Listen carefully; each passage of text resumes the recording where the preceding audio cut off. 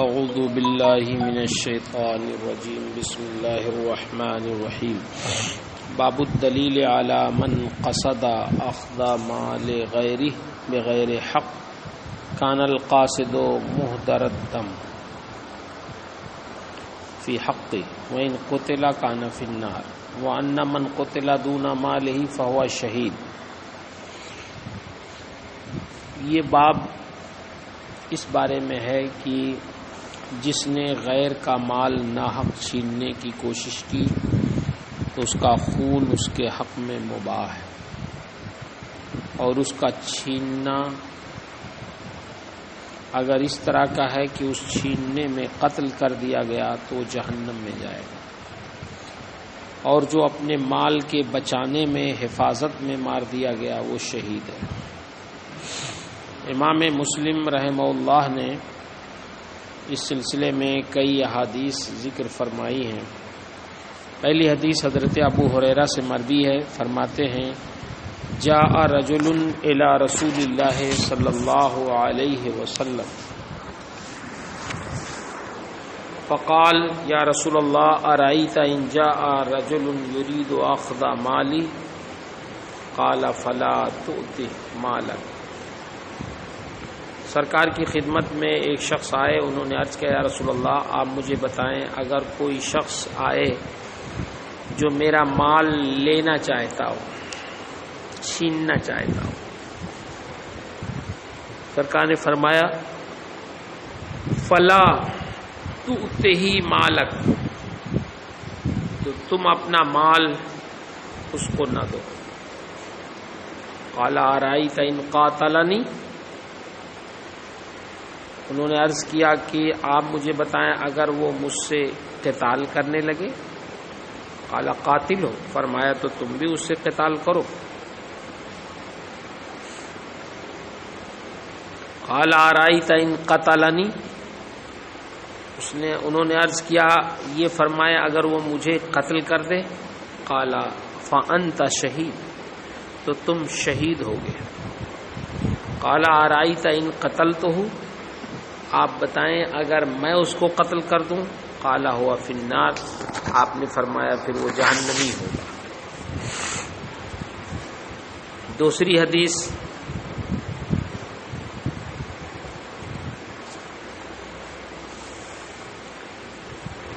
حضرت عمرو بن عبد الرحمن کے غلام سے روایت کرتے ہیں۔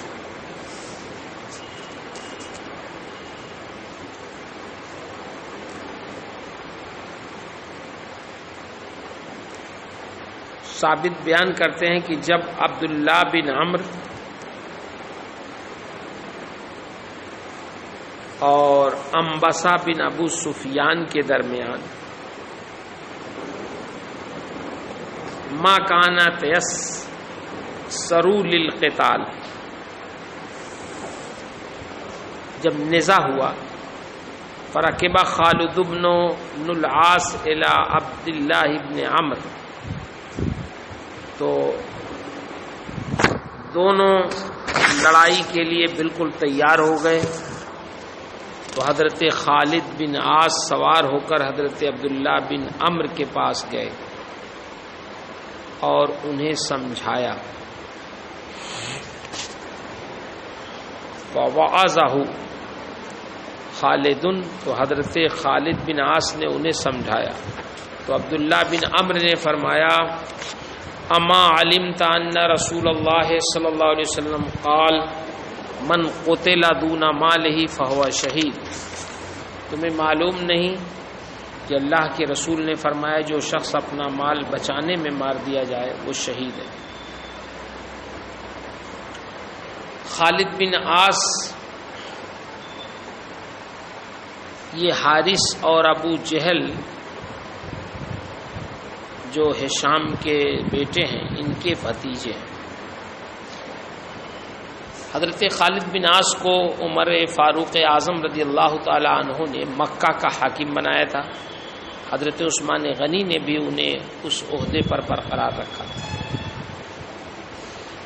آپ کے والد عاص کا جنگ بدر میں بحالت کفر انتقال ہوا تھا، حضرت عبداللہ بن عمرو یہ جلیل القدر صحابی ہیں اور جلیل القدر صحابی حضرت عمرو بن عاص کے بیٹے ہیں. ان کے بارے میں ذکر پہلے ہو چکا ہے. حضرت انبسہ بن ابی سفیان یہ ابو سفیان کے بیٹے ہیں. حضرت امیر معاویہ کے بھائی ہیں.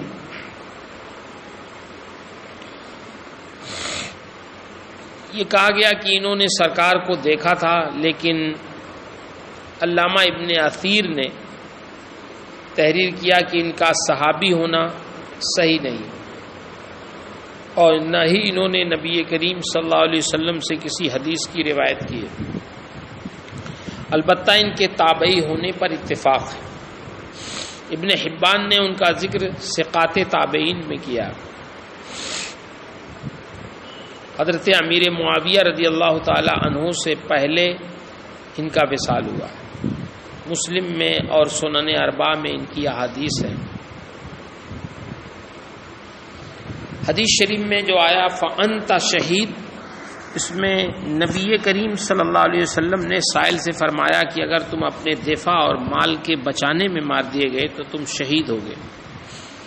اس کا مطلب یہ ہے کہ تمہیں آخرت میں شہیدوں کا ثواب ملے گا، اگرچہ تم دنیا کے احکام کے اعتبار سے شہید نہیں کہلاؤ گے، اس لیے کہ شہید کی 3 قسمیں ہیں. نمبر 1 جو اعلاء کلمت اللہ کے لیے جہاد میں کفار کے ہاتھوں قتل کر دیا جائے، وہ دنیا اور آخرت دونوں کے اعتبار سے شہید ہے. یعنی دنیا میں اس کا حکم یہ ہوگا کہ اسے امام شافعی کے حکم کے مطابق نہ غسل دیا جائے گا اور نہ ہی اس کی نماز جنازہ پڑھی جائے گی. اور احناف کے نزدیک غسل تو نہیں دیا جائے گا لیکن اس کی نماز جنازہ پڑھی جائے گی اور اس کے خون اور کپڑوں کے ساتھ اسے دفن کر دیا جائے گا.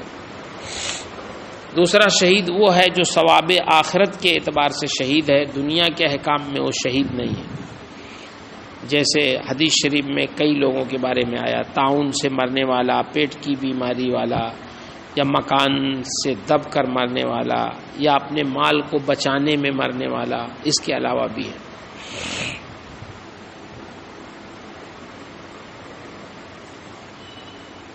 ان کو غسل دیا جائے گا اور ان کی نماز جنازہ بھی پڑھی جائے گی.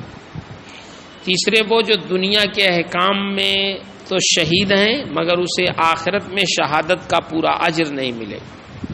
جیسے میدان جہاد میں مال غنیمت کی خیانت کرنے والے کے لیے حدیث شریف میں آیا کہ وہ شہید نہیں ہے، ایسے شہید کو غسل نہیں دیا جائے گا اور اس کی نماز جنازہ پڑھی جائے گی، اس لیے کہ میدان جنگ میں وہ کافروں کے ہاتھوں مارا گیا، مگر چونکہ اس نے مال غنیمت میں خیانت کی اس لیے آخرت میں اسے شہید کا پورا ثواب نہیں ملے گا.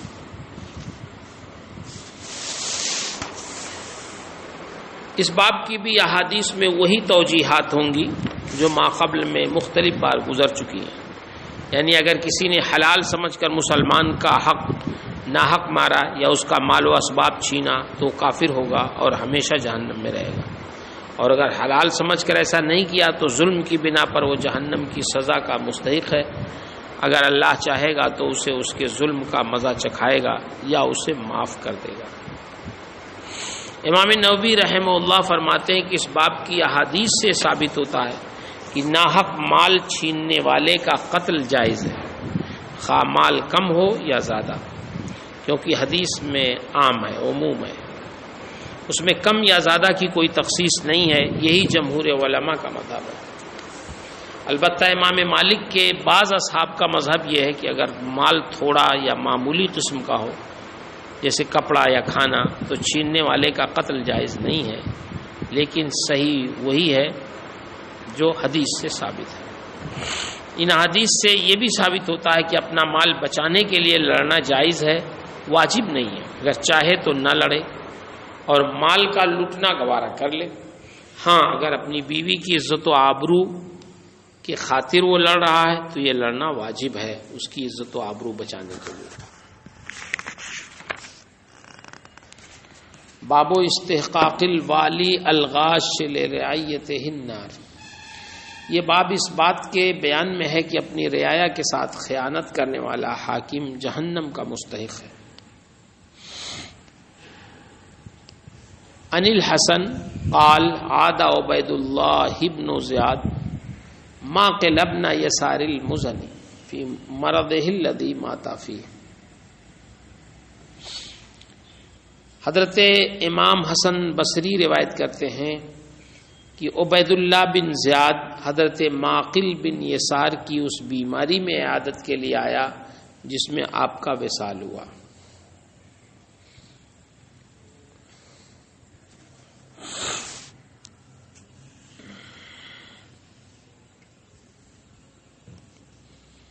فقال معقل انی محدثک حدیثا سمعتہ من رسول اللہ لو علمت ان لی حیات ما حدثتک۔ حضرت معقل بن یسار نے فرمایا عبید اللہ بن زیاد سے کہ میں تم سے اللہ کے رسول کی ایک وہ حدیث بیان کرتا ہوں جسے میں نے اللہ کے رسول سے خود سنا ہے، اگر مجھے علم ہوتا کہ میری حیات ابھی باقی ہے تو میں تم سے یہ حدیث نہیں بیان کرتا۔ میں نے اللہ کے رسول سے سنا ہے، انی سمعت رسول اللہ صلی اللہ علیہ وسلم یقول ما من عبد یسترعیہ اللہ رعیۃ یموت یوم یموت وہو غاش لرعیتہ الا حرم اللہ علیہ الجنہ۔ معقل بن یسار فرماتے ہیں کہ میں نے اللہ کے رسول سے سنا، آپ فرماتے ہیں اللہ کا کوئی بندہ ایسا نہیں جسے اللہ تعالیٰ رعیت عطا کرے اور اس کی موت اس حالت میں ہو جائے کہ وہ اپنی رعایا کے ساتھ خیانت کرتا ہو، مگر اللہ تعالیٰ اس پر جنت حرام کر دے گا۔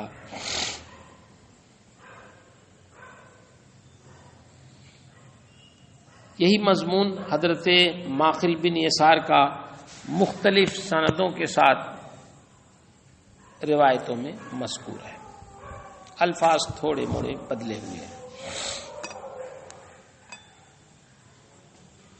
دوسری جگہ ہے کہ ما من امر یلی امر المسلمین ثم لا یجہد لهم وینصح الا لم یدخل معهم الجنہ۔ کوئی بھی حاکم جو مسلمانوں کے معاملات کا والی ہو پھر وہ ان کی بھلائی اور خیر خواہی کے لیے جد و جہد نہ کرے وہ ان کے ساتھ جنت میں نہیں جائے گا۔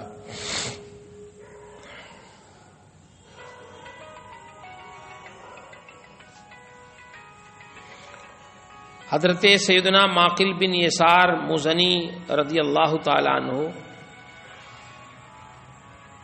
اللہ کے رسول صلی اللہ علیہ وسلم کے ایک جلیل القدر صحابی ہیں، آپ کی کنیت ابو علی ہے۔ یہ ان صحابہ کرام میں شامل ہیں جنہوں نے بیعت رضوان کے موقع پر اللہ کے رسول کے دست مبارک پر بیعت کا شرف حاصل کیا۔ بصرہ میں نہر معقل انہی کی طرف منسوب ہے۔ 60 ہجری کے بعد ان کا وصال ہوا۔ سیاہ ستہ میں ان کی احادیث ہیں۔